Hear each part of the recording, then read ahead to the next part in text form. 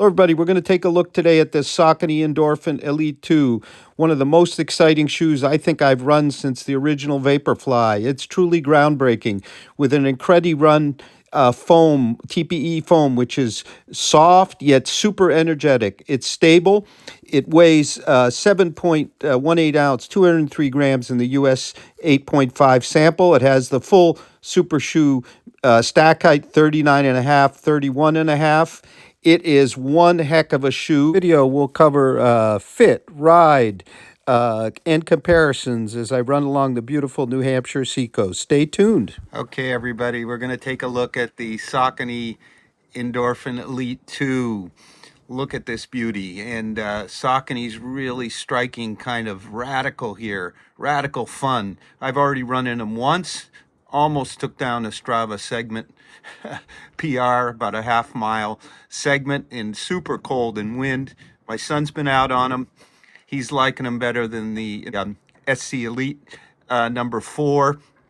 We're also going to take a look and talk a bit about some of the competitors, namely the Alpha Fly and both of these both of the Cloud Boom Strikes. Just got this one in today. Oh my goodness, look at that. 6.3 ounces, 178 grams. Let's talk about our Endorphin Elite here. So it's $275. It's coming out in the spring. Basically, it has the same max super shoe stack height as most of the shoes, 39.5 heel, 31.5 forefoot.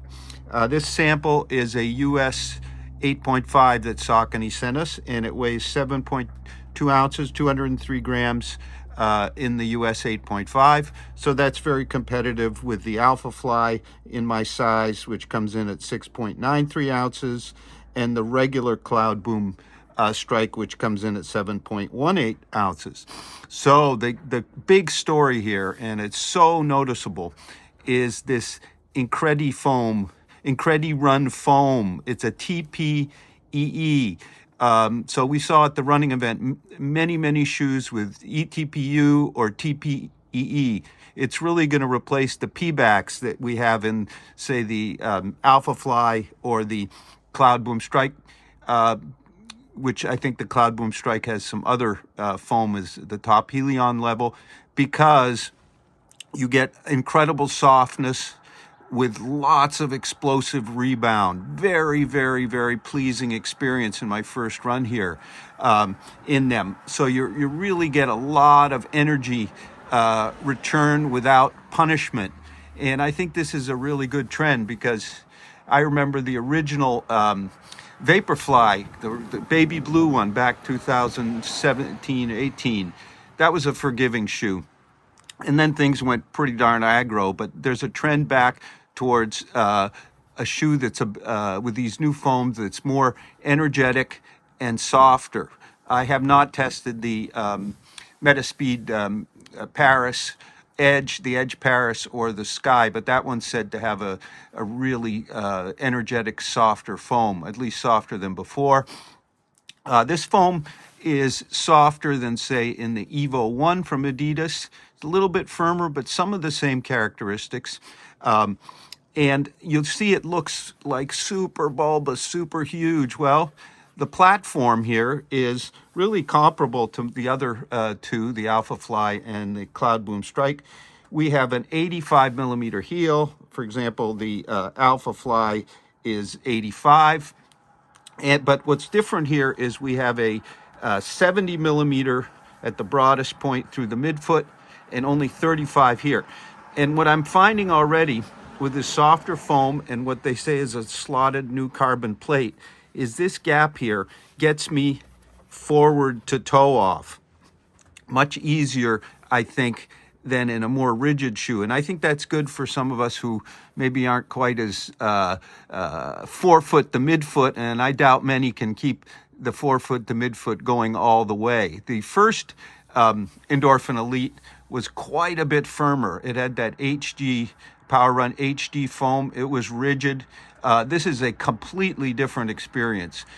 I noticed right away, and I'm going to take them out for another run here, maybe try to break that segment after I tried yesterday without really trying. You really have a sensation here of a soft heel landing that has a lot of rebound, a tremendous amount of rebound for the softness. So this is in no way mushy. And then you roll very easily through the forefoot. And I think that's in part all due to the soft foam, but also this gap here and the narrower midfoot. Now, we'll see about stability. It seemed pretty darn stable, but in later miles, so we'll have to get some longer runs, some races in them. Now, the upper is in a really interesting, very breathable, engineered mesh. You can see it's almost completely open. One thing I noticed right away, and this may be potentially an issue for me, is look how firm that toe bumper is. It's high. There's plenty of, it's definitely true to size here, but there's a bit of constriction through here, and I'll show you on the run a picture, right about where my, let's see, the bunion's on the inside, right about here, right about in here, a little bit of tightness. This could maybe be opened up. I think the shoe will stretch some. Now we have a knit tongue. Sally, our other reviewer, has a very narrow foot. She's having some lace bite issues through here. I didn't. This is one of these uppers, as you can see, with the strapping for support. And I don't think you want to lace up too overly tight or you get that bite. I didn't have any. We have plenty of padding, and you can see how much higher it reaches up than kind of usual. There's less on the side. It's all right up here in the Achilles area. So that part was really comfortable, and there's sort of an overlaid material that creates kind of a heel counter, but there isn't really a big heel counter here. The other thing to notice, and maybe I can show you, is you can see that yellowish there. That's the sidewalls that give support their side as well. And I think they're pretty effective given all this soft foam and that narrow midfoot. So I'm going to take them out for a second run, give you my impressions. But from the first one, I got to tell you, this is a completely different and kind of marvelous experience in a super shoe. So let's go for the run. Okay, let's talk about the fit of our Endorphin Elite number 2. I would call it a true to size fit. There's a few caveats. I'm feeling some bunion pressure here. I think it'll stretch out. You can see the length, maybe a touch less than the full thumb, but this toe bumper is really firm. I think it really locks the foot down well, but this through here seems a bit narrow. When you go further back, everything is really good. Midfoot hole for me is really good. I haven't had to lace them overly tight. This knit tongue with this upper piece here, I think that sort of helps through there. And the heel hold is really good. There's no real heel counter, but I think the higher Achilles collar with the padding up top is something I haven't seen before. They usually put it on the side. So what that allows them to do is I think it allows them to keep the sides snug. They're easy to pull on with the knit tongue, but then they're locked in really good. It's really quite surprising, actually, this upper. Very breathable. Just have some concerns about that width. I think people with that area of the foot being wide, having a wide area there, may struggle a bit. It's pretty rare that I have any bunion irritation. Very rare. I think they'll stretch out some. Maybe tomorrow, in tomorrow's snowstorm, I'll get them wet. But I'm going to keep going. Okay, starting out with some slower paced running. I'm about 9:30 pace here. And just as easy to turn over as any training shoe with lots of rebound. So it goes slow pace is really nice. Unlike, for example, the Alpha Fly. I barely could turn them over at this pace, too rigid. Here we're sinking into that IncrediRun, rebounding quickly off the heel, surprisingly stable. I think sometimes the instability in super shoes that we note, even though this platform is the same as all the rest pretty much, comes from the firm foam combination with the rigid plate. And here we've got a softer foam plate. We're not sure just how rigid it is. There's a teeny bit of flex, carbon flex. But things are very smooth at slow paces. Now, yesterday I did a progression, a little less than 4 miles, and I got down nicely below 8-minute pace with no effort whatsoever. Felt just as good, super rebounding at that point. So there's really a lot of range in this shoe. I'm gonna keep going. Okay, so if there's one way to describe the experience here, is it is super pleasant. Hard to believe that such a high-end shoe could be so much fun. Just surprisingly. Very, very energetic. Soft, easy to roll. It's really kind of amazing. And stable. That's what really surprises me. So far, very stable. Which I would not have expected with the soft foam. And I'm going to pick up the pace some. They sure go fast, fun too. We'll get to that in a minute. Going by the harbor here, Rye Harbor. Nice, quiet evening. So now my pace is, for this last mile, well under 8-9 minute pace, and easy as can be, easy as can be. So there's definitely the speed roll and play here, especially when you get fast from what I'm doing right now. Right now, just have an easy roll and a kind of moderate impulse off the front. But when you pick it up and get further forward, you get a sharper response. It's really the same with the foam. It's soft, so super pleasing. But then when you pick it up, you go down soft, and it responds super quickly. It's really an amazing package. Okay, some are gonna say soft. I remember soft. For example, the New Balance SC Elite V2 and V3. Well, that was just plain soft. I found it quite difficult to run. The plate wasn't well integrated. Once you got synked into the soft, it didn't return very well. So you just kind of got hung up. And then the other thing here is this is a TPEE foam, not P-backs. A lot of people, a lot of brands have used P-backs the last few years, but now they're starting to move to the TPU, TPEE. First ones I ran were in the X-Step racing shoes, and our whole crew thought it was amazing, the TPE there. And now we're seeing it much more in other brands. And this, I think, is a real improvement in terms of comfort, energy, return.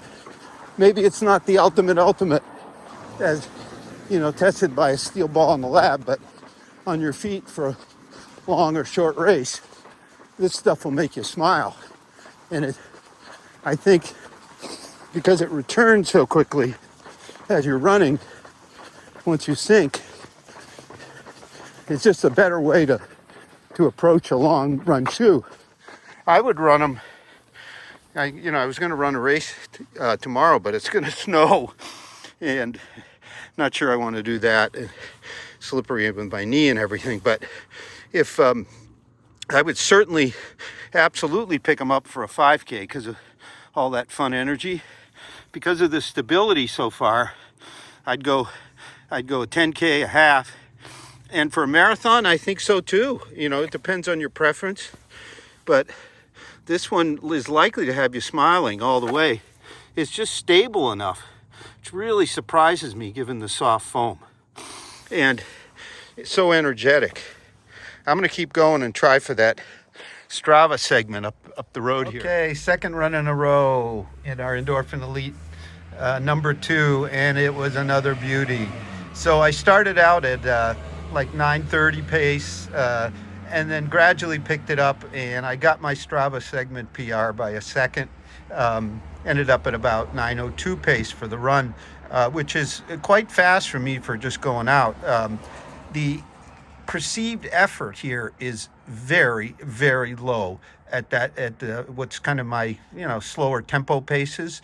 There's just so much energy coming from the foam and the geometry that works with the foam and the plate. You land, you bounce, you roll forward, and then a bit of the speed roll effect off the front. It's just very, very smooth, very easy going, and super pleasant. This is like an experience as much as it's a fast shoe, but it's a very fast shoe for me anyway. I think it'll be a fast shoe, and definitely to be considered by the mid-pack runner who maybe finds the more rigid, firmer plated shoes, they're just too much for him. But I think it'll also be an elite shoe as named by Saucony. I'm sure they've tested it with their elites a lot, because it is really a different experience. I'm going to say, and maybe I'm all excited because I've had such great runs in them so far, and I haven't gone long in them, but they're stable. They're plenty stable. I'm very surprised by that. Despite this narrow platform underfoot, I'm not sure why or how, but it maybe is because the foot is conforming as it rolls forward instead of being rigidly kind of locked in place. So if you're a bit more of a heel striker, you'll roll through it. Whereas in conventional shoes, for example, for me, the Alpha Fly 3, if I'm not really forward, they're hard to run. Fast, but hard to run. But I'm going to say, and there's one other I could mention, but this one's just much more balanced, that this is the most exciting single shoe that I've run since the original Vaporfly. I may change my mind, but it is really something else. It's a different experience. It's a fast experience.